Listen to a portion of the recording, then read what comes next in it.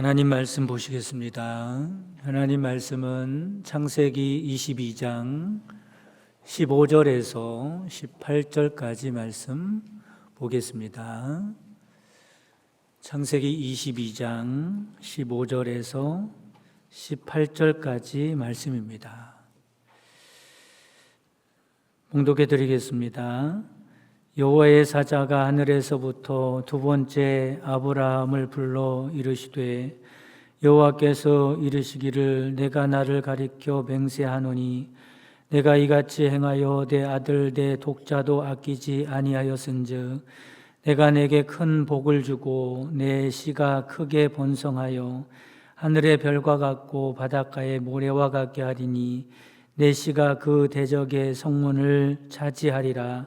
또 내 씨로 말미암아 천하 만민이 복을 받으리니 이는 내가 나의 말을 준행하였음이니라 하셨다 하니라.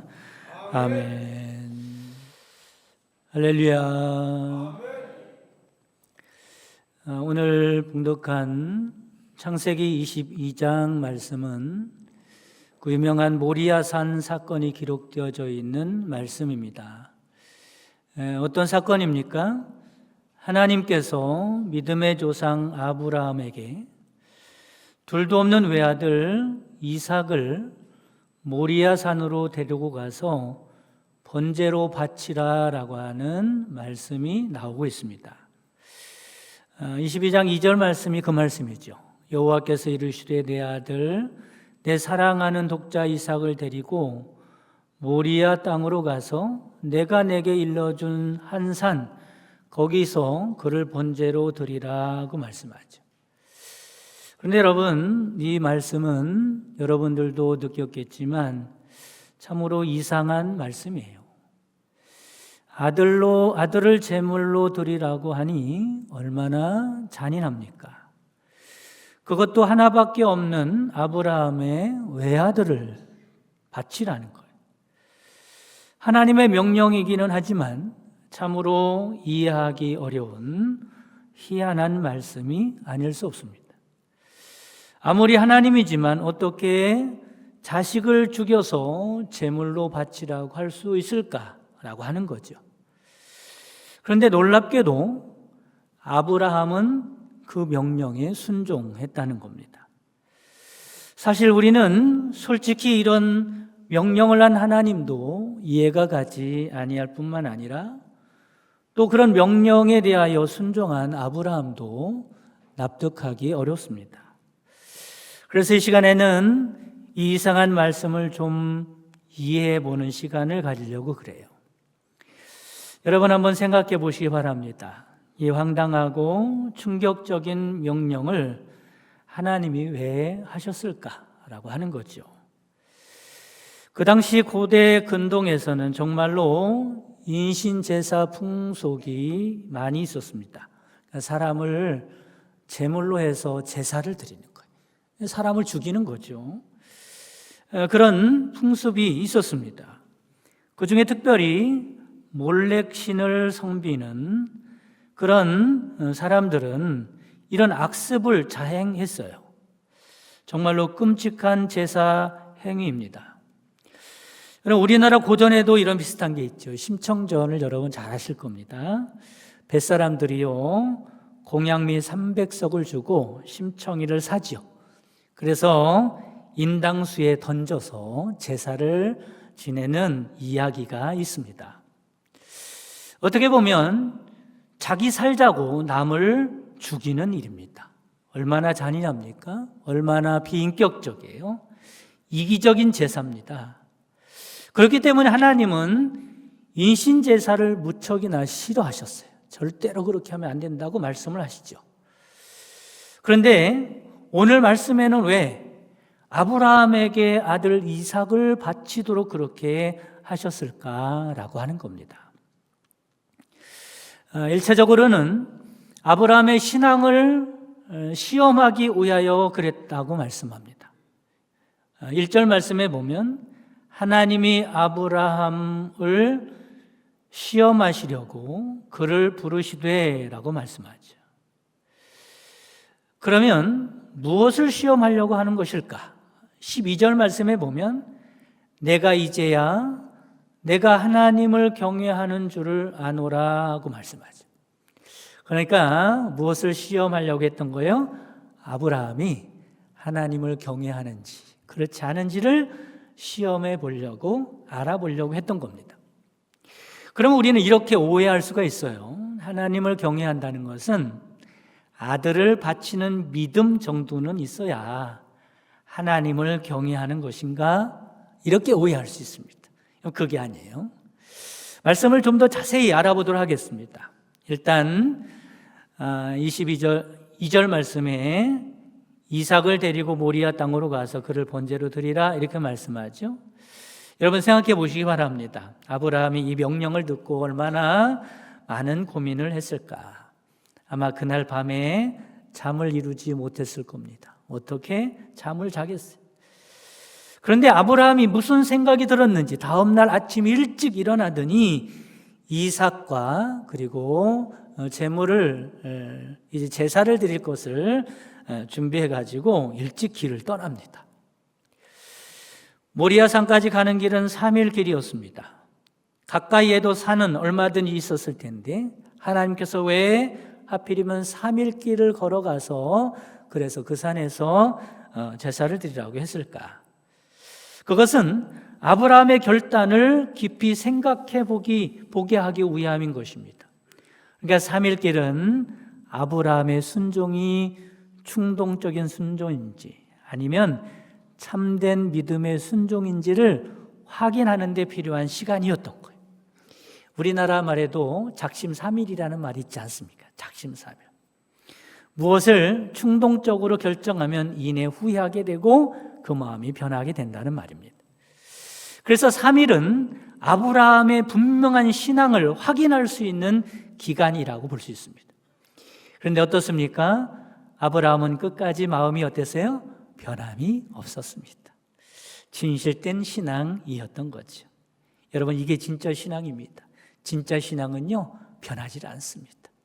충동적으로 결정하지 않습니다. 오히려 혹시 함께 온 종들이 이삭을 번제로 드리는데 방해가 될까 봐 산 아래에 떼어놓고 이삭과 아브라함이 단 둘이서 모리아산 정상으로 올라가게 됩니다. 그리고 제단을 쌓고 장작을 버려놓고 그 위에 이삭을 묶어놓고 그리고 마침내 칼을 들어서 이삭을 죽이려고 했어요. 물론 이삭을 죽여서 제물로 바치는 것은 하나님의 뜻이 아니었기 때문에 천사를 통해서 황급히 아브라함을 말립니다. 그럼에도 분명한 것이 있어요. 아브라함은 하나님이 말려서 이삭을 제물로 드리지 않았을 뿐이지 아브라함은 분명히 이삭을 제물로 드렸 것이나 마찬가지죠. 그러면 아브라함은 무슨 생각으로 이렇게 한 것일까라고 하는 겁니다. 이렇게 할 수 있었던 아브라함의 믿음에 대하여 히브리서 기자는 이렇게 가르쳐주고 있어요. 히브리서 11장 19절의 말씀에 보면 그가 하나님이 능히 이삭을 죽은 자 가운데서 다시 살리실 줄로 생각한지라. 그러니까 아브라함이 무슨 믿음이 있었어요? 혹시 내가 이삭을 하나님 앞에 제물로 드린다고 할지라도 하나님은 이삭을 다시 살리실 것이라고 하는 믿음이 아브라함에게 있었다. 정말로 놀랍죠. 보통 사람이 가질 수 없는 특별한 믿음을 갖고 있었다는 겁니다. 실제로 5절 말씀에 보면 아브라함이 종들을 떼어 놓으면서 이런 말을 하죠. 너희는 나귀와 함께 여기서 기다리라. 내가 아이와 함께 저기 가서 예배하고 우리가 너희에게로 돌아오리라 하고, 내가 지금 이삭과 함께 제사를 드리러 올라가는데 다시 둘이 돌아올 거야 이러면서 떼어놓게 됩니다. 그러면 아브라함이 어떻게 이런 놀라운 특별한 믿음을 갖게 되었을까? 그것은 아브라함이 아들 이삭을 어떻게 얻었는지 보면 알 수 있습니다. 아들 이삭을 어떻게 얻게 되었습니까? 한마디로 기적적으로 얻게 됐죠. 여러분, 사람이 이삭을 사람의 능력으로 만드는 것이 아니라 하나님께서 기적을 베풀어 주셔서 이삭을 갖게 됐습니다. 아브라함이 몇 살 때 이삭을 얻게 됩니까? 100살 때. 사라는 몇 살이었어요? 90살 때. 여러분, 생산 능력이 떨어졌을 때, 그때 하나님께서 역사하여 주셨어요. 생명의 주인이신 하나님이 아브라함을 통해서 이삭을 갖게 하신 겁니다. 하나님께서 기적을 베풀어 주신 거죠. 로마서 4장 16절 17절 말씀에 보면 이런 말씀이 있어요. 아브라함은 우리 모든 사람의 조상이라 기록된 바 내가 너를 많은 민족의 조상으로 세웠다 하심과 같으니 그는 믿은 바, 아브라함이 뭘 믿었냐면 하나님은 죽은 자를 살리시며 없는 것을 있는 것으로 부르시는 이신이라. 이삭이 출생하는 것을 보면서, 이삭을 갖게 된 것을 보면서 이런 믿음을 갖게 됐다는 거예요. 하나님은 죽은 자도 살리시는 생명의 주인이시구나. 하나님은 없는 것을 있는 것으로 부르시는 하나님이구나 라고 하는 것을 아브라함이 갖게 됐다는 겁니다. 그런데 하나님께서 기적적으로 주신 이 이삭을 바치라는 거예요. 그 잠 못 들던 밤에 아브라함은 어떤 생각을 했을까? 아마 이런 생각을 했을 것 같아요. 하나님께서 이삭을 제물로 바치라고 하니 그러면 하나님께서 이삭을 통해서 큰 민족을 이루시겠다고 하는 그 약속은 어떻게 되는 건가? 어떻게 하시려고 이삭을 제물로 바치라고 하시는 것인가? 아, 그래. 기적적으로 아들을 갖게 하신 하나님은 혹시 내가 아들을 죽여 제물로 드린다 할지라도 다시 살려내실 것이다. 하나님은 이삭을 다시 살려서라도 하나님께서 약속하신 그 약속의 말씀을 분명히 이루실 것이다. 하나님은 그런 능력이 있는 분이 아닌가. 밤새 잠을 못 이루면서 그런 생각을 하게 되었고, 그날 다음 날 아침 일찍 일어나서 이삭을 데리고 제사를 드리러 가게 된 겁니다. 말하자면 이런 거죠. 하나님이 시험을 했다 그랬잖아요. 시험 문제를 냈단 말이에요. 근데 하나님께서 아브라함을 시험하실 때 답을 알려주고 시험을 치신 겁니다. 그렇지요? 답을 벌써 알려주셨어요. 이삭을 통해서 답을 알려주시고 시험을 치르신 겁니다. 여러분도 아브라함과 같은 기적을 경험하신다면 아브라함과 같이 할 수 있을 겁니다. 그러니까 하나님의 시험은 아들 이삭을 제물로 드리는지 여부를 보려고 하시는 시험이 아닙니다.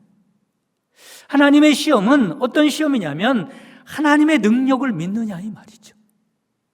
그리고 하나님의 말씀이 이루어질 것을 믿느냐라고 하는 시험을 하시는 겁니다. 하나님은 이 믿음을 보시고 아브라함이 하나님을 경외하는 줄 알았다고 말씀합니다. 바라기는 여러분에게도 이런 믿음이 있기를 주님의 이름으로 축복합니다. 하나님의 능력을 믿으시기를 바랍니다.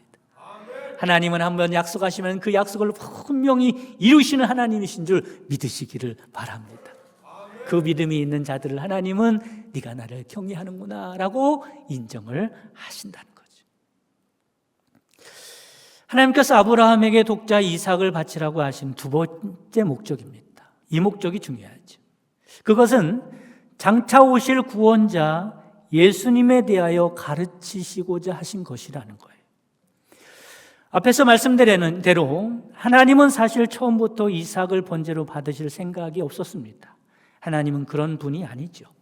그런 것을 좋아하는 분이 아닙니다. 그러면 이삭을 제물로 받지도 않을 거면서 왜 바치라고 하셨을까? 하나님은 짓궂은 장난쟁이인가? 그렇지 않습니다. 하나님께서 이삭을 제물로 바치라고 했던 이유는 아브라함과 그리고 그 후손들, 믿음의 후손들이에요. 우리들입니다.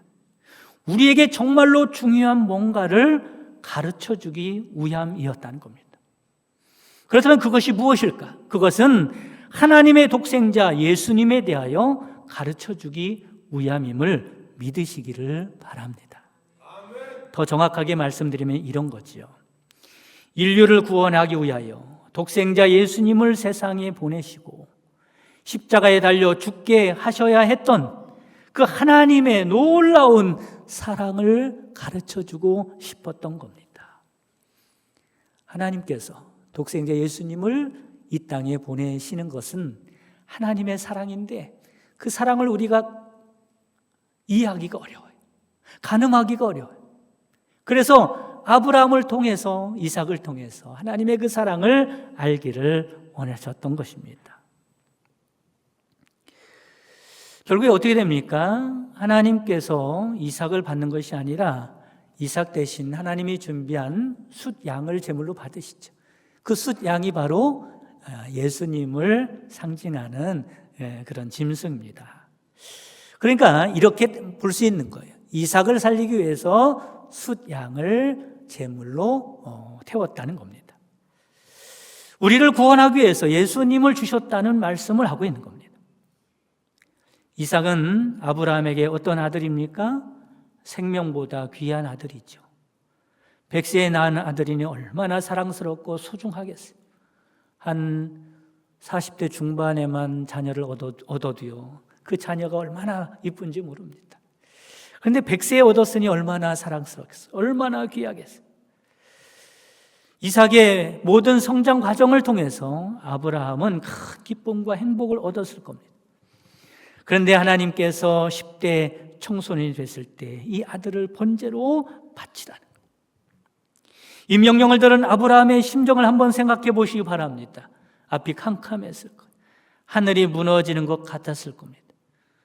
그리고 그 심정이 얼마나 아픈 심정이 더 처절하게 느끼기라도 하라는 듯이 2절 말씀에 보면 하나님이 뭐라고 말씀하냐면 이삭을 그냥 부르지 않고 이렇게 부르죠. 내 아들, 내 사랑하는 독자 이삭이라고 부릅니다. 강조하고 또 강조하지. 네가 사랑하는 아들, 너의 독자, 네가 100세에 난 그 아들, 그 귀중한 아들, 이렇게 말해요. 이 말씀은 아마도 아브라함의 아픈 마음을 후벼 파냈을 겁니다. 그렇지 않아도 사랑하는 아들인데 내 아들, 내 사랑하는 독자 이삭이라고 말씀하시니 아브라함의 마음이 얼마나 고통스럽겠어요. 그런 아들을 지금 바치라는, 하나님께서 아브라함에게 이렇게 말씀하신 이유는 마치 이런 것입니다.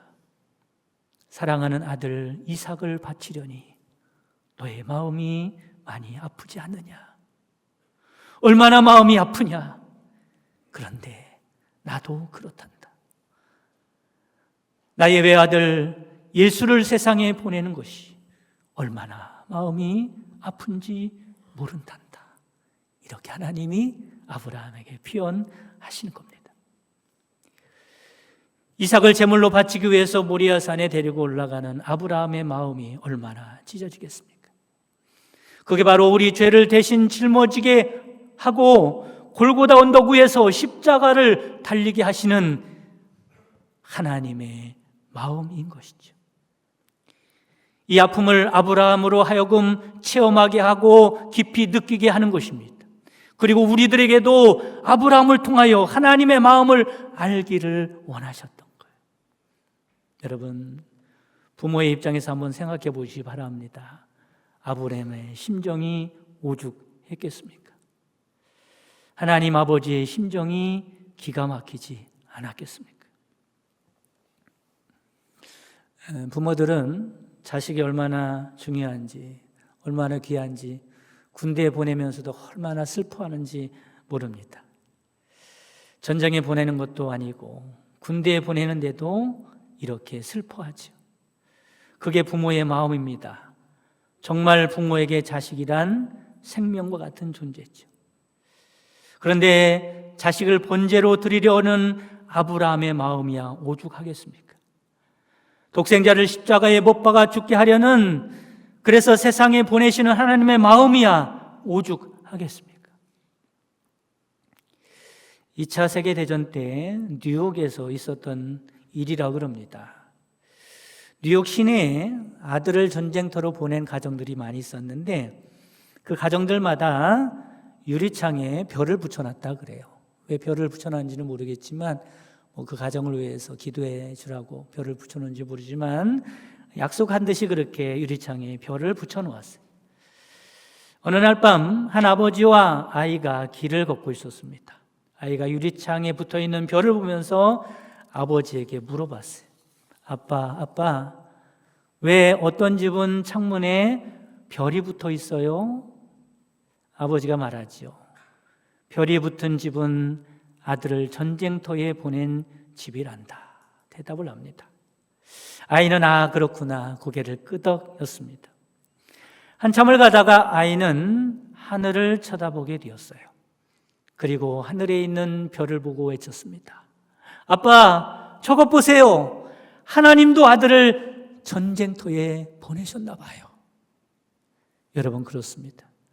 하나님은 독생자를 전쟁터보다 더 흉악한 골고다 십자가에 보내셨죠. 그런데 하나님은 어떻게 예수님을 십자가에 죽게 하실 수가 있었을까? 그것은 독생자를 잃은 아픔보다도 인류를 구원할 수 있다는 기쁨이 더 컸기 때문에 그렇습니다. 이것이 바로 우리를 향하신 하나님의 사랑의 마음임을 깨달으시기를 간절히 바랍니다. 하나님께서 우리를 얼마나 사랑하시는가. 요한복음 3장 16절에 그렇게 말씀하죠. 하나님이 세상을 이처럼 사랑하사. 하나님이 우리를 얼마나 사랑하시는가.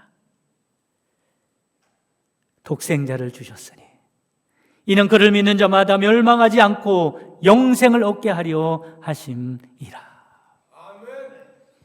하나님은 지금 우리를 향한 이 놀라운 사랑을 알기를 원하십니다. 그 사랑을 아브라함을 통해서 가르쳐 주신 겁니다. 그러니까 하나님은 아브라함에게 그리고 우리에게 어떻게 구원을 받을 수 있는지, 우리를 구원하기 위하여 예수님을 이 땅에 보내신 것이 하나님이 얼마나 큰 사랑인지를 알기를 원해서 이삭을 교보제로 하여 생생하게 우리에게 가르쳐 주고 있는 것입니다. 사랑하는 성도 여러분, 성탄절을 맞이하면서 독생자를 이 땅에 보내신 그 하나님의 놀라운 사랑을 깨닫는 여러분 되시기를 주님의 이름으로 축원합니다. 그렇다면 마지막으로 우리는 독생자를 아낌없이 내어주신 하나님의 그 큰 사랑에 대해서 어떤 반응을 보여야 할까? 성탄절을 어떻게 맞이해야 할까? 첫째로는 구원의 확신을 가지시기를 간절히 바랍니다. 인간에게는 구원의 길이 없었습니다. 인간의 실력으로, 인간의 노력으로, 인간의 힘으로 죄의 문제를 해결할 길이 없지요. 그런데 감사하게도 하나님께서 우리가 멸망당하는 것을 그냥 두고 볼 수 없어서 우리에게 없었던 구원의 길을 만드셨습니다. 그 길이 바로 예수 그리스도인 줄 믿으시기를 바랍니다. 요한복음 14장 6절에 예수께서 이르시되 내가 곧 길이요 진리요 생명이니 나로 말미암지 않고는 아버지께로 올 자가 없느니라. 예수님이 구원의 길이 되기 위하여 이 땅에 오셨고 우리의 죄를 대속하기 위하여 십자가를 지신 줄 믿으시기를 바랍니다. 그러므로 우리가 구원받을 수 있는 유일한 길은 예수님을 믿는 방법밖에 없는 겁니다. 그리고 예수님을 믿으면 확실히 그리고 충분히 구원받았습니다. 예수님을 통해서 치르신 죄의 대가가 인류의 모든 죄를 사하고도 남을 만한 대가인 줄 믿으시기를 바랍니다. 그러므로 예수님을 믿었다면 우리 죄는 충분히 예수님께서 십자가에서 치르셨기 때문에 구원받은 줄 깨달으시기를 바랍니다. 이것이 우리의 믿음입니다. 여러분, 구원의 확신을 가지시고 성탄절을 맞이하는 여러분 되시기를 바랍니다. 두 번째는 승리의 확신을 가지시기를 바랍니다. 우리는 인생을 살다가 때때로 어려움을 당할 때가 있습니다. 그럴 때 이런 생각을 하기도 하죠. 하나님이 우리를 그토록 사랑하신다면서 왜 이런 어려움을 우리에게 주시는가? 그러나 그것은 짧은 생각입니다. 하나님이 우리에게 고난을 주시는 것은 내 인생 전체를 더욱더 아름답게 합력하여 선을 이루어가는 과정임을 믿으시기를 주님의 이름으로 축복합니다.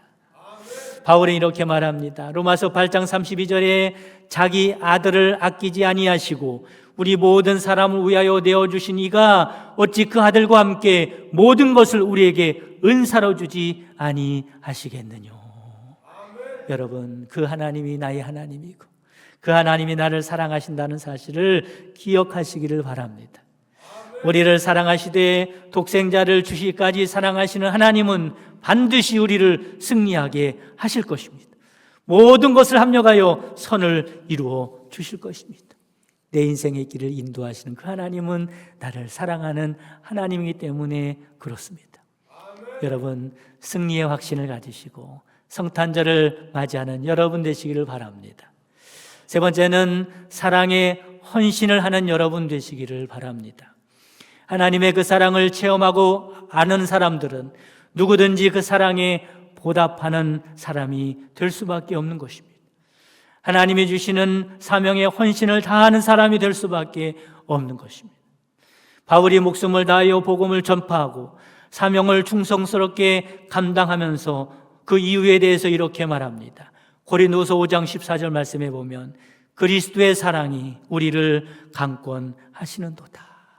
하나님이 나를 얼마나 사랑하시는지 그 사랑을 알게 되었는데 그 사랑이 나를 강권하여 하나님 앞에 충성스럽게 그렇게 사명을 감당하며 살아갈 수 있도록 그렇게 만들어 주셨다고 말씀을 하고 있는 겁니다. 사랑하는 성도 여러분, 성탄절은 우리를 구원하기 위하여 하나님께서 독생자를 이 땅에 보내신 기쁜 날입니다. 이 기쁜 성탄절을 앞두고 하나님의 그 큰 사랑을 깨달으시고 구원의 확신과 승리의 확신을 가지고 하나님의 사랑에 보답하며 살아갈 수 있는 여러분 되시기를 주님의 이름으로 축복합니다.